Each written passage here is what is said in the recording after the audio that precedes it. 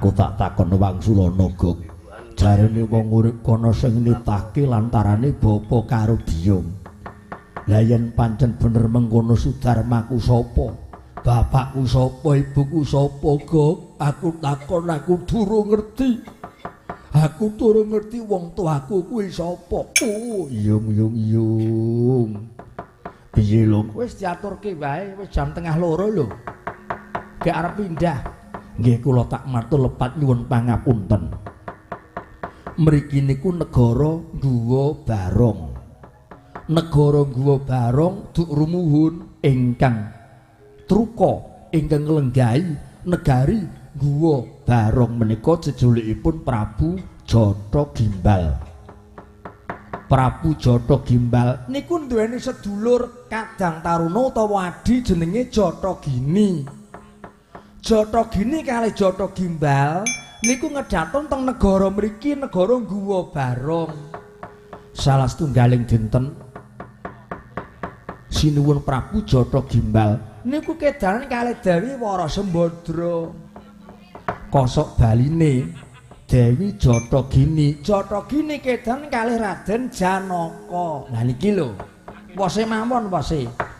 Sinuwun Prabu Jata Gimbal kedanan kalih Warasembadra Jatagini kedanan kalih Raden Janaka supaya kelakon ngeloni ora kok ngeloni supados kelakon sinuwun Prabu Jata Gimbal menika ngraoske nikmating sanggama kalih Warasembadra lajeng mimbul dadi Janaka. Kocapa Dewi Jatagini niku mimbul dadi Dewi Warasembadra. Pamrih men digandrung kalih Janaka. Le budal niku ora bareng. Dilalas sinuwun teng tengah ngalas. Janaka ketemu kalih Sembadra. Mongko Sembadra niku maliyane Jatagini nggih adine dhewe. Diarani niku Sembadra sing bojone Janaka sejati. Mongko teng tengah alas. Dasare teng tengah alas hawane niku adem. Nggih to mripate ngantuk. Nek mripat ngantuk niku awake panas. Mongko nek awak panas niku hawane ngajeng kaya niku mawon. Dadane anget semlenget nek kon madang ora gelem madang. Iya. Diombeni wedang kopi ora belan. Najan diparing rokok, rokok ya diguang. Sebabe wong lintingan kok. Nek rokok LA ya gelem. Terus. Lah niku dilalah Janaka kalih Sembadra niku do posa pasian teng tengah ngalas gandrung kayun. Niku larane tengah ngalas niku mboten enten napa-napa sing enten ming gubuk. Gubuk niku nggih andon asmara. Mula disekseni sesuk enten rejaning jaman didadekke tembang gubuk asmara. Niki critane kaya ngeten niku. Sak banjure. Lah kelakon Janaka carem salulut sanggama kalih Sembadra. Suwening suwe Sembadra ngandhut ponang jabang bayi. Terus badar. Sembadra niku badare Jatagini, Janaka badare Jata Gimbal. Kaget. Jebul kakangane ndemeni adine dhewe mongko mun kadung meteng. Wah sing rembug. Sak samenipun Dewi Jatagini nglairaken wujudipun jalu utawi priya. Banjur jenenge sapa, Gog? Jenenge sapa, Lung? Nek sampean pengen priksa putranipun Dewi Jatagini wijine Jata Gimbal wujude niku buta. Wujude buta. Diparingi pusaka asma Raden Kala Srenggi nggih sampean niku. Waduh ya. Waduh. Kok.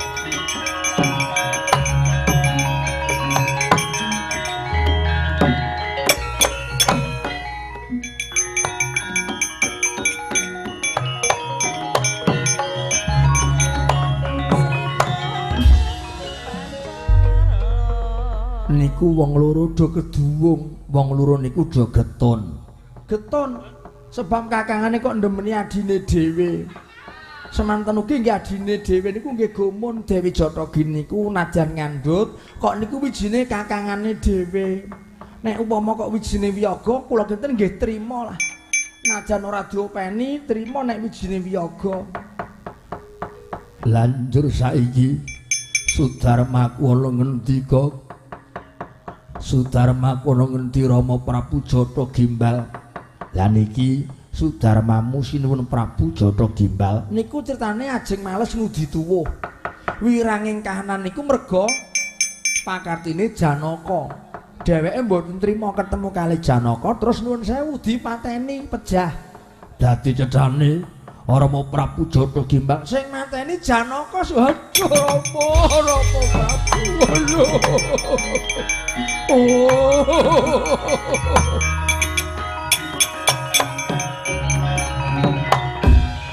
Ora ledok ujare si Japlok malah Sudarmaku tumekaning pati sing mateni Janaka. Sing mateni Janaka aku ora trima, aku ora trima. Nek mboten trima sampean ajeng napa aku arep males patile Sudarmaku. Aku arep goleki Janaka. Mangke riyen dipenggali. Sampeyan dereng priksa. Raden Janaka nek lunga teng pundi-pundi nggawa pit montor mongko jero niku parang pun aja main-main kali Janaka. Mosok Janaka kok nggawa parang. Pun mboten usah mawon diwuruke mawon ora usah goleki Janaka nggih nek kepengin slamet. Ora usah goleki Janaka. Ora lho. Aku bakal ngudi tuwuh males patine Sudarmaku.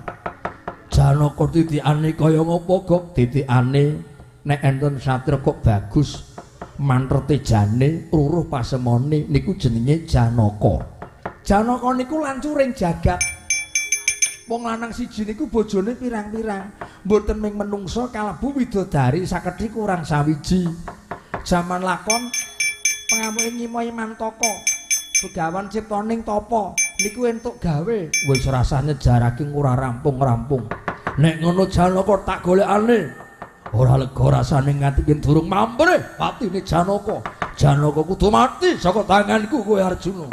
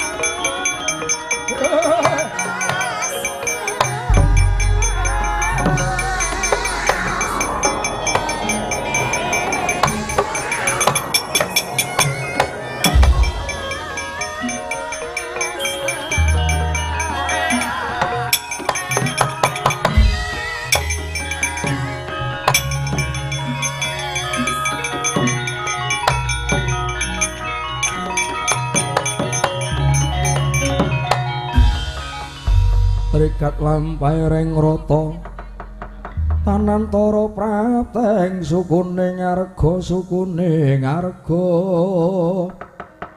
Eram tumingaling dendeng saengga praja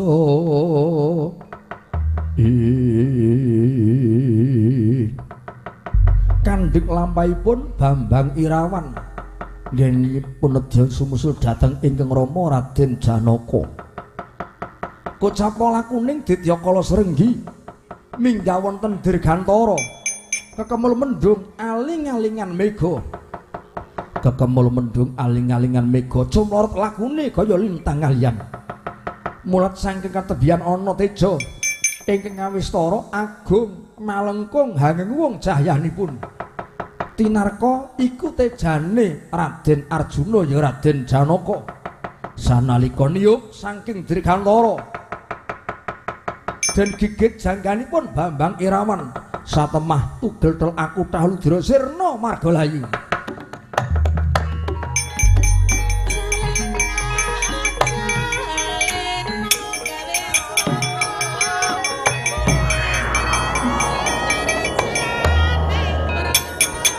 Sanda hai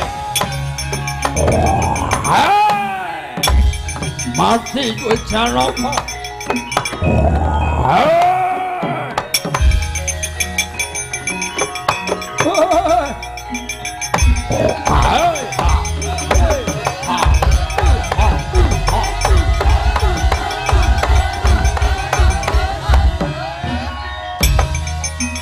aja putuku ger putuku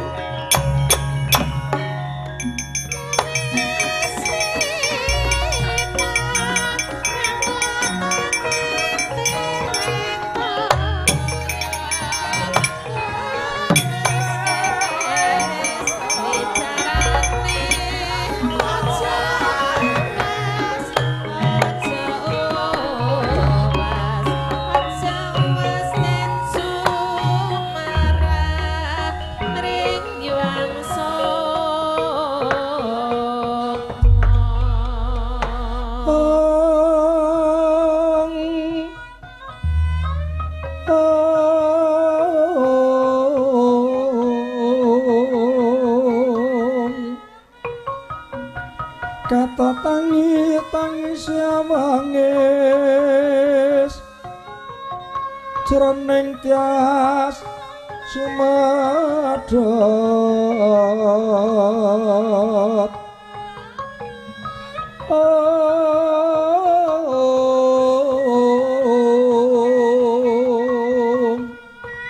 kadya pecato yitmani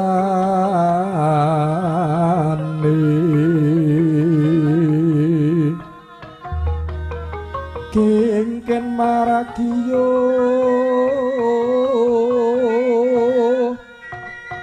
hana longso nanutup diri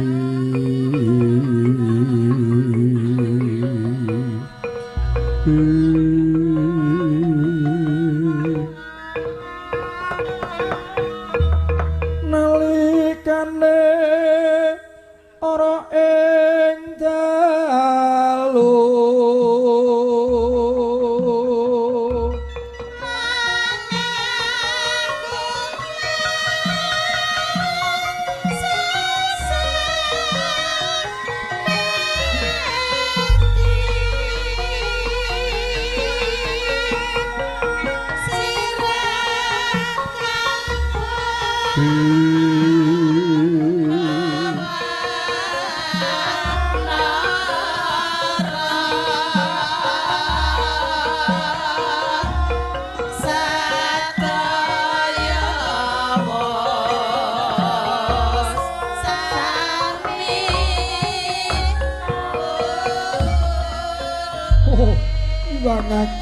Iwanaku putuku nger putuku Irawan ora mitu karo ngendikane pone yang dadi lakon kaya ngene iki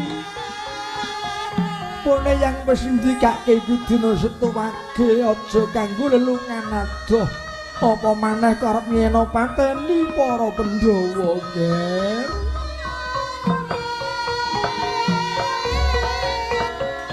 tibaning lakon dina sing keparing Yawijiwasa yompong semene garise urip oh putuku nger Irawan cangkrek wonten jamu kula penemban layak to layak mulane pirang-pirang dina iki ana manuk gagak mabur ana sak nduring pertapan Yasarata ora mung kuwi pokok beluk apa dene benceng mungguing tawang munyo Hanjara Karna jebul iki sasmitaning Gusti yen aku kudu bisa kelawan putuku Irawan do penemban menungsa menika dipun keparengaken damel pestra ing boten dipun keparengaken damel pesthi yen pesthi menika panguwasipun Yang Wijiwasa paduka lan kula mboten saged murba masesa wontenipun namung pasrah sumarah penemban badhe dipun tangisi ngantos mili getih kinten kula mboten badhe maluya temajati jati katenahan mulya iya yen pancen mung semene dari sing urip kowe kudu kungkir Irawan pone yang ngakuri lo nanging kowe tak sampurnake muga-muga matimu iki dudu golonganing mati ingkang nista mati nalongso ning muga-muga mati ingkang utama merga kowe niat becik ngantepi marang kasetyanmu nggih Irawan tak suwunke marang panguwasaning Bathara ucap kacarita sejagep saluku juga ngeningke panca indriya nutupi baban hawa sanga panca wilangan 5 indriya pengangen-angen ana rupotan kadulu ana swara datan rinungu ingkang kapandheng muhung pucuking grana kusika sekawan kang kaberat sajuga kang sinijikara kinarya nut lakstaning brata megeng napas lan upus lidah kapadalaken palenggan rasul tes kaya mati ngadeg nyuwun marang panguwasaning Bathara nedya nyampurnakaken ingkang wayah Bambang Irawan ucap dumadosipun badan wadak otot balung sungsum getih lan rambut bumi geni banyu lan angin bumi bali dadi bantala geni bali ana ing dahana angin bali ana ing maruta banyu bali ana ing tirta sukma jati jatining urip ya Sang Nur Muhammad ingkang sakonang mawa teja ingkang sakonang mawa teja mijil saking angganipun Bambang Irawan satemanggayo mring ayunaning Gusti lan ical saking pandulu kuwanda muksa ilang saaragane bali sak sela-selaning asela